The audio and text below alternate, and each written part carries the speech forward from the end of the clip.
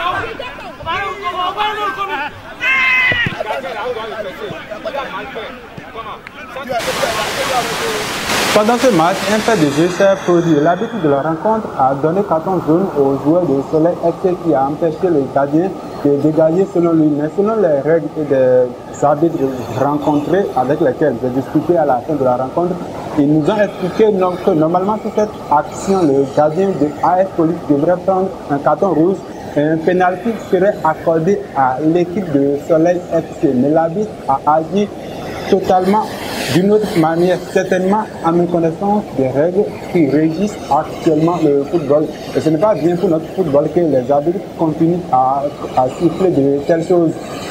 Avant qu'il y ait ce match le dimanche au campus d'Abomey-Calavi, le samedi, Requin a pu battre Adidja 1-0. Suivez à présent les temps forts de cette explication.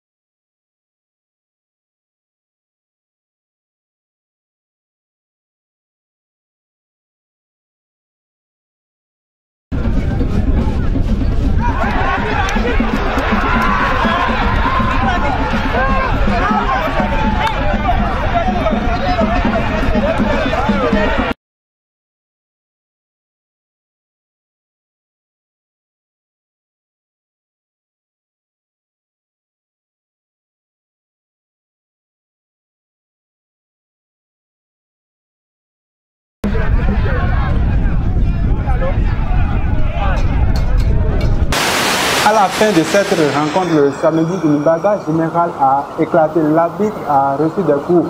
Le bus de Adidja pendant cette rencontre a été caillassé, ce qui a fait un désordre total à la fin de la rencontre. S'il est vrai qu'on ne peut pas encourager que les arbitres soient tabassés sur un terrain de football, qu'il y ait de la bagarre sur un terrain de football, il faut quand même que les arbitres fassent l'effort de se corriger pendant les rencontres pour que les rencontres soient bien citées, parce que les supporters et les dirigeants sont parfois frustrés quand les rencontres ne sont pas bien citées et qu'il y a beaucoup de décisions arbitrales en leur défaveur. Et pour le bien de notre football, quand on est désormais professionnel, il faut que l'arbitrage s'améliore, puisque depuis le début de la Ligue de football professionnel, franchement, chaque week-end, l'arbitrage sur les terrains est médiocre, pour ne pas dire exécrable.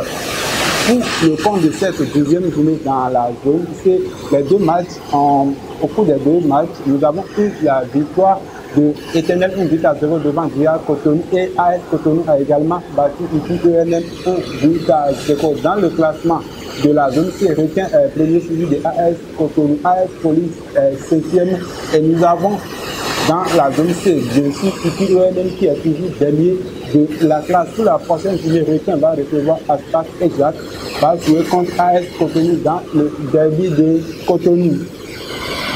C'était également la 12e journée dans la zone A. Et pour le compte de cette journée, deux matchs se sont soldés par le score nul, et VSB a battu Deke 1 but à 0. Takune a battu Taneka sur le score de 3 buts à 1. Dans le classement de la zone A, les trois clubs de Parakou sont premier, deuxième et troisième. Panthère est cinquième et Taneka est toujours bon dernier de la zone A. Pour la prochaine journée, nous aurons le derby du Nord, comme au beau vieux temps entre Panthère et Bush FC. Real Sport va jouer contre Kabalé. Dynamo de Parakou va recevoir Takune, et Beke va jouer contre Taneka. Si dans la zone A et la zone C, c'était la deuxième journée, c'était par contre la dixième journée dans la zone B. Pour cette journée, nous avons eu Dynamo d'Abomey qui a pris sa revanche sur Tonnerre FC de Gaïton 2 buts à 1.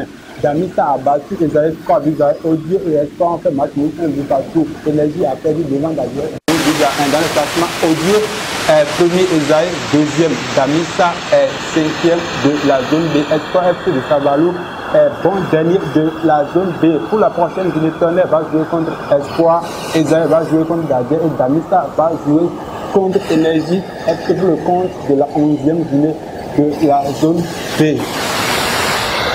Dans la zone D, qui compte 8 équipes comme la zone B, on jouait également la 10e journée et 3 matchs se sont soldés par le score nul et de 0 buts partout. Seul Assos a pu battre JS Kobe sur le score de 3 buts à 0. Dans le classement, Dragon est premier, mais sous la menace de Assos qui est deuxième à seulement 1 point. Aïma est troisième, Asgo Captain Jepa est cinquième. Et la JS Kobe est toujours bon dernier de la zone D. Pour la prochaine journée, Dragon va recevoir Asgo. JSC va recevoir Avanco Omnisport, Assos va recevoir ISS Braquet et Aïma va jouer contre Jepa FC pour le compte de la 11e journée dans la zone D. Dernière seconde de l'émission du jour, c'est pour rendre hommage à Marcelin Bouchartis, président de la Fédération béninoise de football, qui a été élu récemment membre du conseil de la FIFA, une première pour le Bénin. Nous nous souhaitons donc bonne chance et que cette élection permette au Bénin de grandir sur le plan footballistique. Merci pour votre aimable attention. Chaque jour est une grâce. Prenez soin de vous et à la prochaine.